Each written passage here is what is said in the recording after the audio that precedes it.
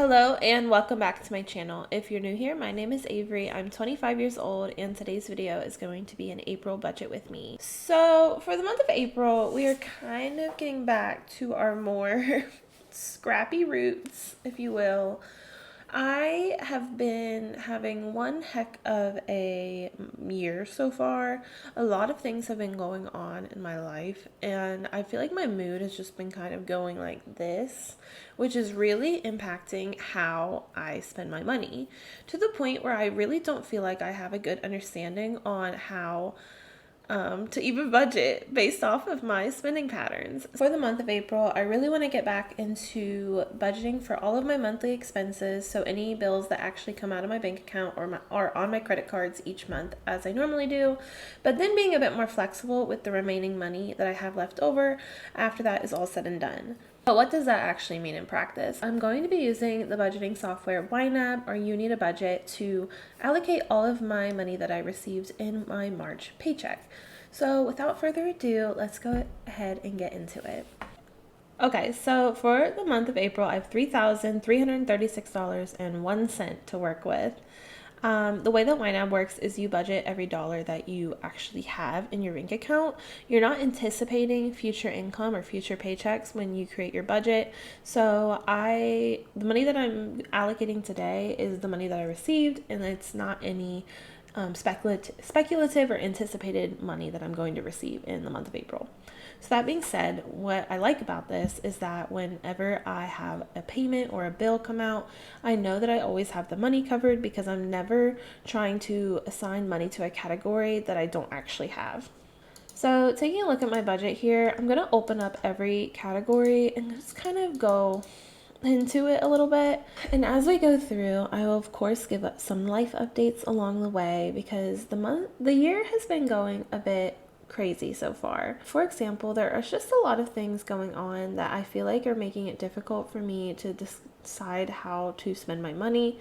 So I'm hoping that April and the coming of spring will be more of like a spring cleaning of my finances or spring reset of my finances, and just getting a better baseline idea on how my spending is going. So, and hopefully by doing that, I will end up not spending as much money. But the things that to focus on in the month of April is one, Cece has a medical procedure at the very last day on April 30th. She has to go to a dog dentist and they're going to be removing all of her baby teeth. So Cece is I think she's 10 months old. She's my 10-month-old Shih Tzu, and I love her, but she is costing me so much money. And she is one of the reasons why every time I create a budget, it just falls apart. So when they first told me about this need to get her baby teeth removed, I was kind of freaking a little bit because they were saying the cost could be anywhere from $2,500 to $5,000. And I do have pet insurance, which it has been helpful, but the biggest thing about pet insurance is that you have to pay up front and then get reimbursed in most cases. So pulling $5,000 out of thin air was not going to be something that would work very well for me or my boyfriend, who helps me with her expenses. So I only have $223, obviously not $5,000. I was toying with a few different things. One, we could just front the money. It's not that we don't have the money combined.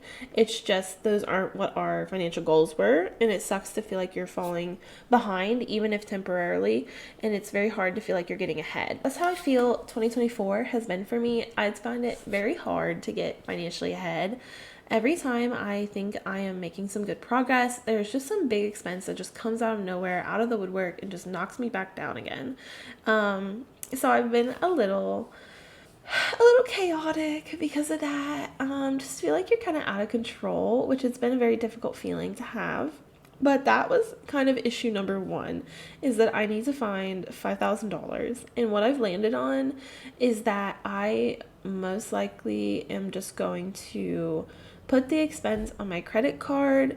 And with the way that credit card statements work, is so if my credit card resets on the 28th of April and then this bill is due on the 30th, if I pay on the 30th, I'm not going to get my next statement until like the 28th of May, which means that I'm not really going to have to pay it until like the middle of June.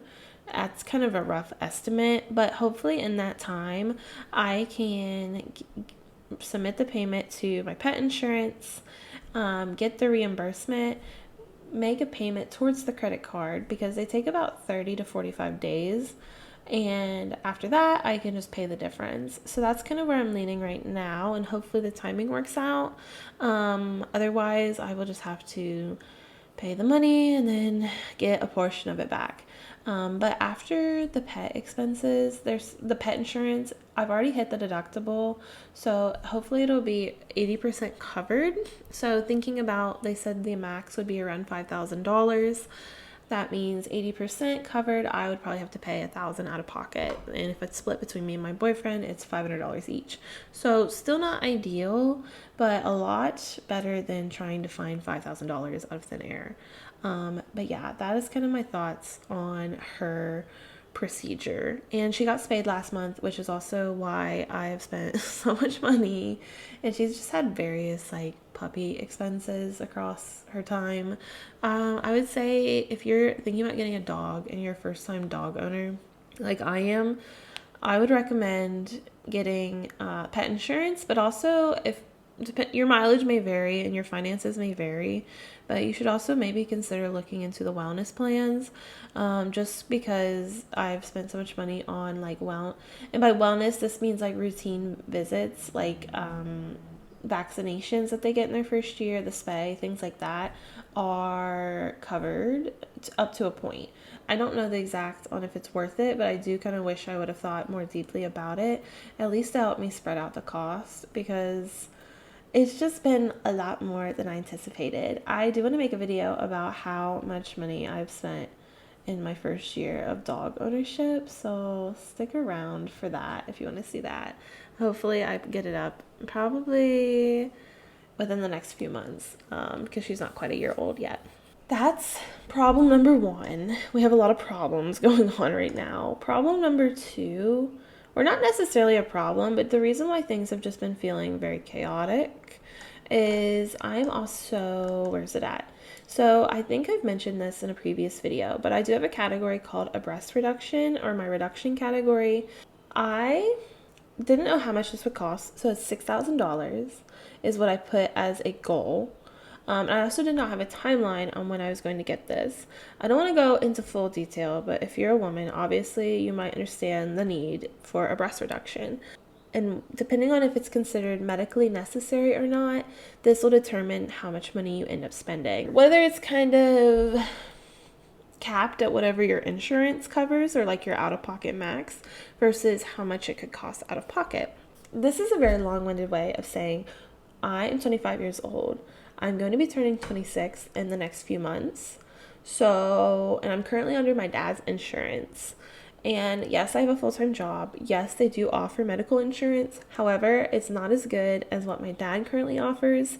And because of the ages of my siblings, it makes more sense for all of us to stay kind of clustered together on a family plan as long as possible, because it helps us like achieve our max benefits medically, if that makes sense, for the least amount of money. Like, for example, the family out-of-pocket max on my dad's plan is cheaper than what it would be as me as an individual on my work's plan. My work does not have terrible insurance, but this is the United States, so it's all relative.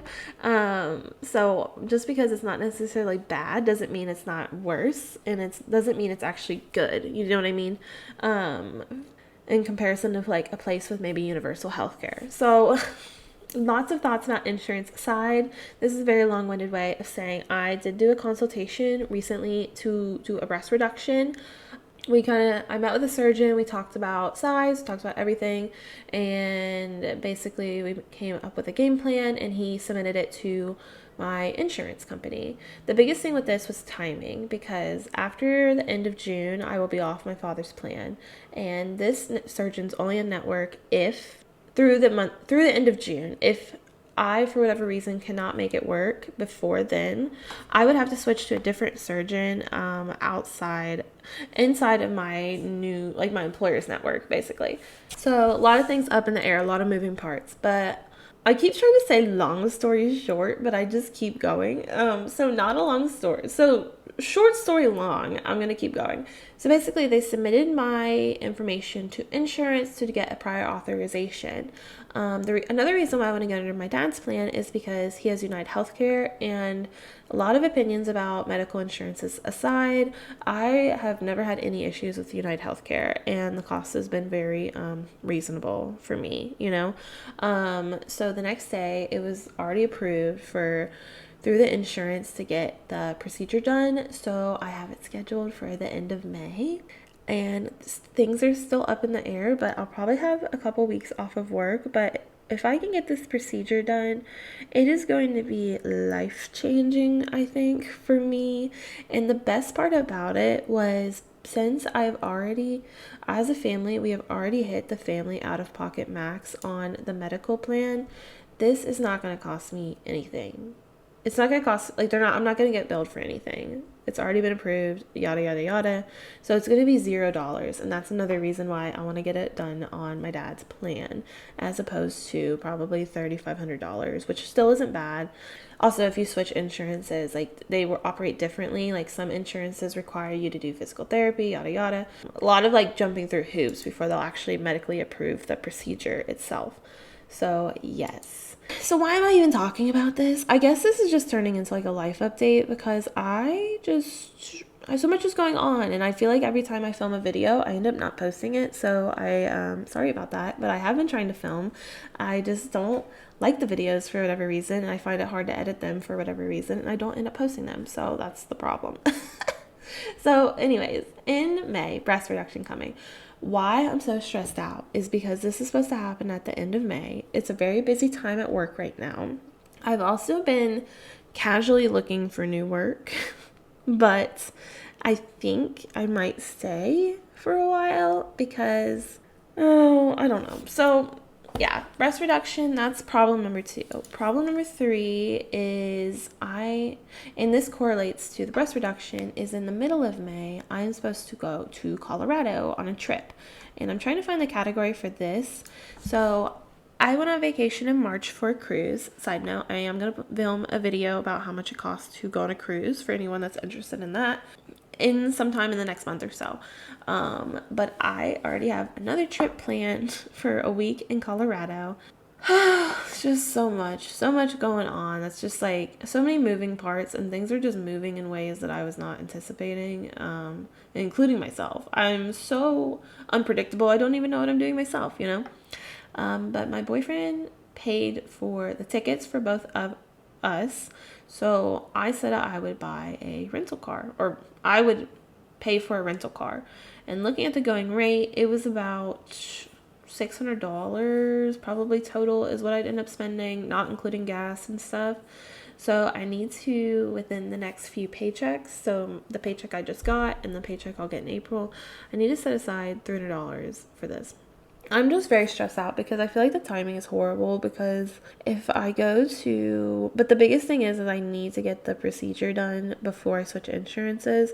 But work is so crazy busy, and I just feel bad for letting down my coworkers with how much time I'm taking off. But I also have to remember that a job is a job is a job, you know? So having time off is also a benefit of the work. So even if the timing is bad, ultimately you need to do what you can for your life. You know, I'm trying to give myself a pep talk basically. And that's kind of where I'm at, because if I go on this trip to Colorado, come back, and then a week or 2 later I do the breast reduction, and then I'm off for another couple weeks, maybe 1 or 2, I'm not really sure yet. It's just a lot going on.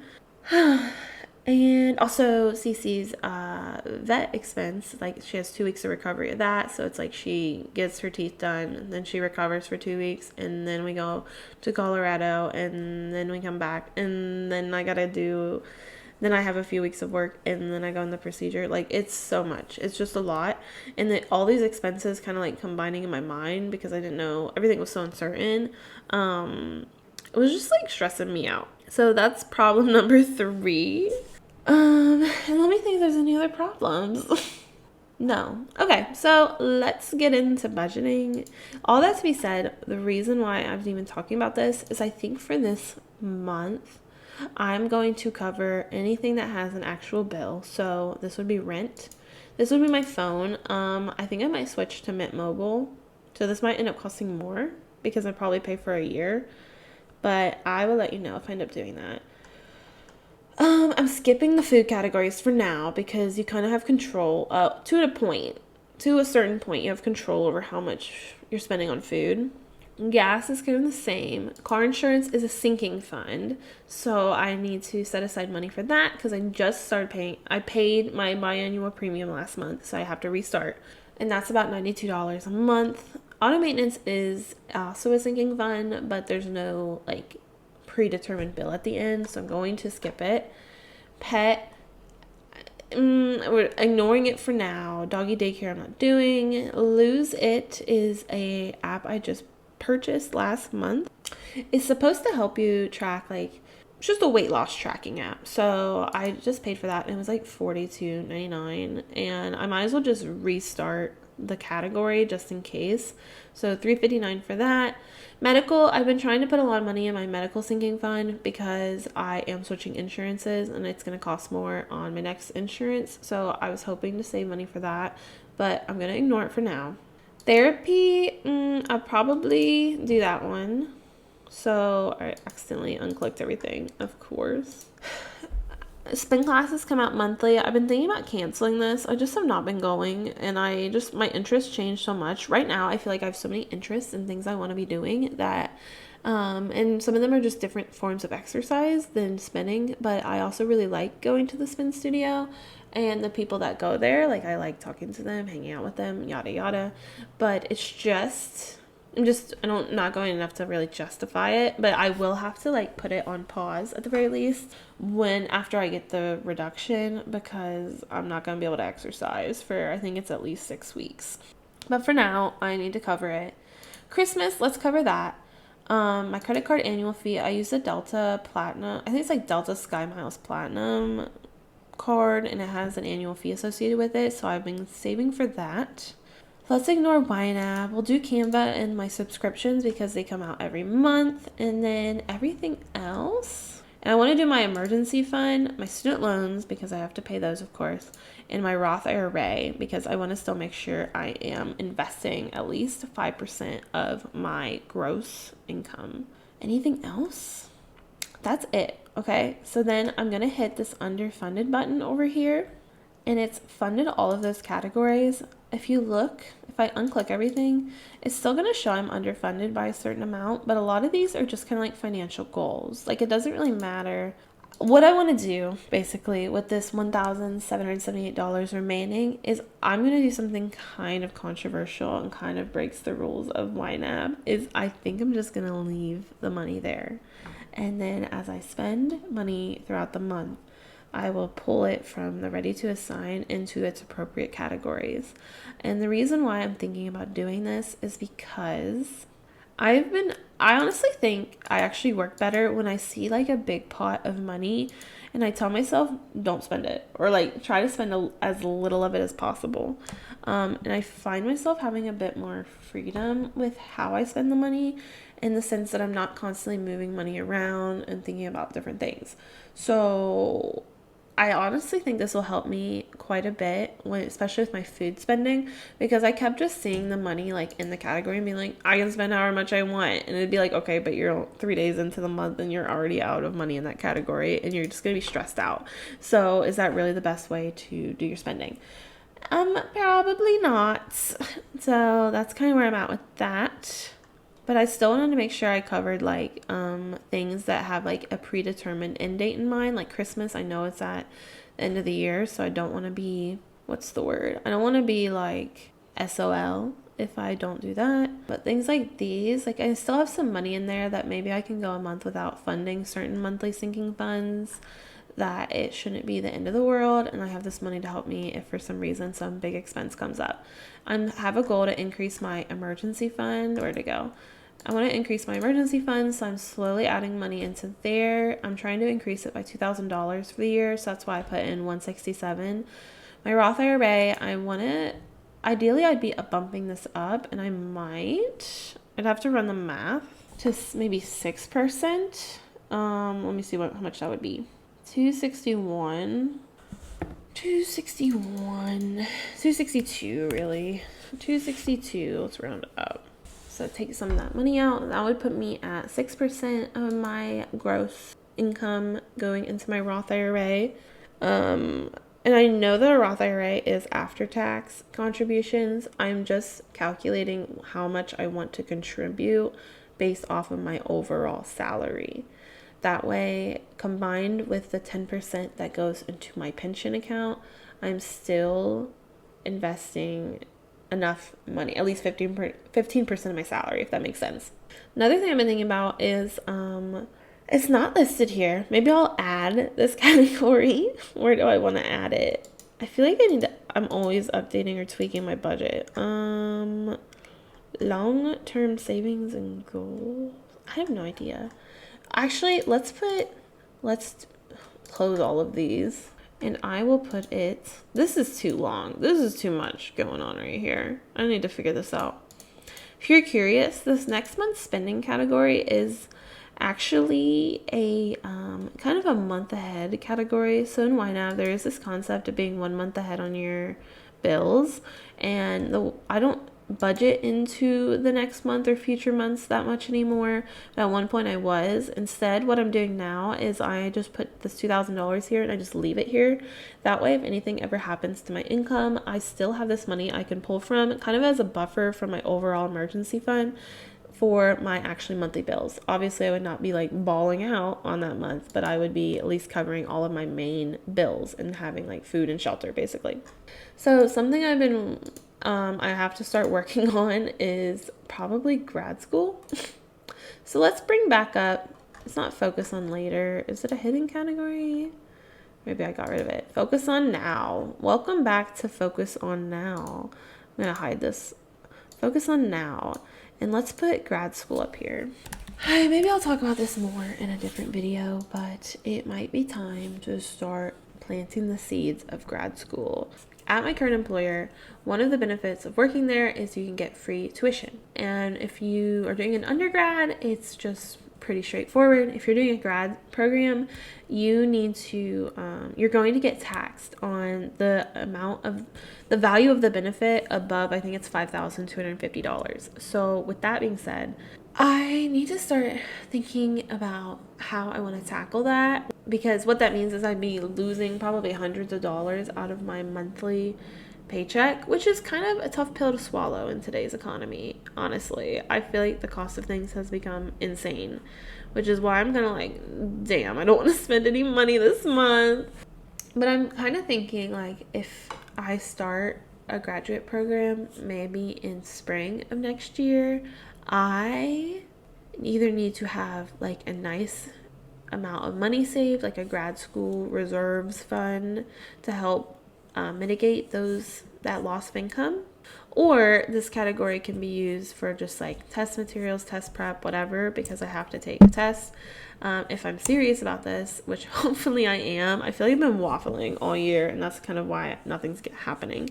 But yes, probably gonna go to grad school. I need to start speaking like absolutes, that way like the universe like listens, like I am going to grad school, I will be successful, money will come to me like water, it'll all work out. But sorry if you're like not interested in this, but something that if you've been around my channel for a while, I feel like every now and then I get very like, I'm just gonna give a big life update in the middle of this budget with me, which is kind of what happened this month. But something I've really been struggling with post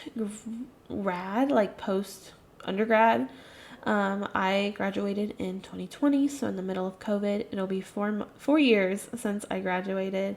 Starting this May, it'll be 4 years. And the hardest thing about like I have found working a full-time job is just having the energy after work to like keep things moving along. And what I mean by this is like, I find it very hard, and this is why I've been waffling on grad school, is like when I get off work, I really don't want to do a lot. And that kind of just makes it difficult because you kind of get into a rut. And then if you really wanted to, especially in my employment, you could work this for 3-4 decades, retire, and then call it a day. But that doesn't necessarily mean that you're set up financially or making enough money in comparison to what your financial goals are.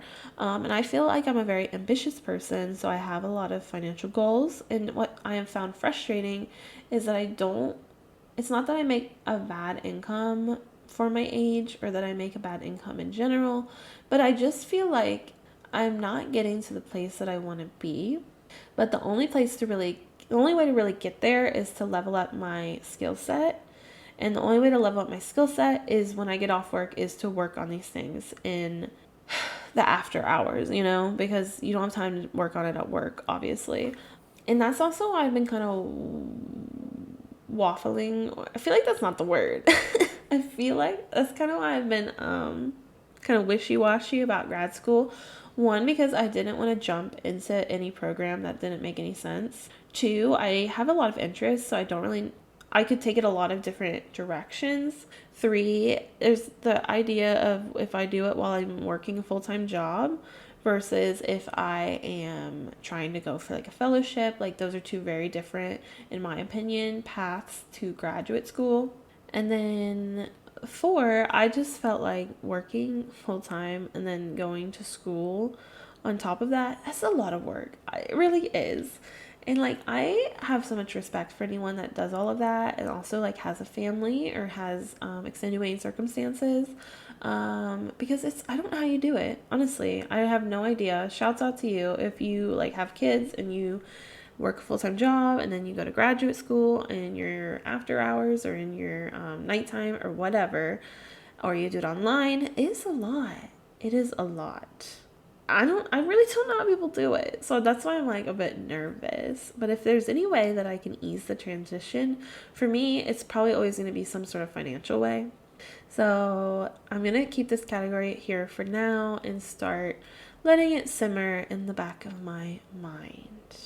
But yes, the only last thing I want to do, and this is kind of just a thought, is maybe, I know I mentioned that I no longer budget into future months, but I'm wondering if I should start doing that.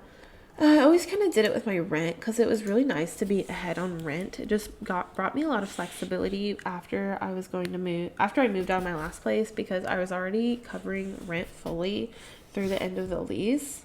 I had gotten to that point like a few months before the lease actually ended, so I was able to focus all of my saving into like basically a moving fund.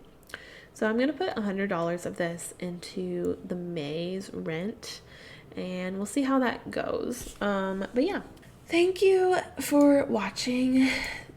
Sorry if you don't like life updates. This is probably your least favorite budget with me, but I feel like this is my channel, and I want to be more chatty and more talkative about what's going on in my life. So yeah, I hope you all enjoy. Thank you all for watching. If you like this, please like it. It really helps out my channel.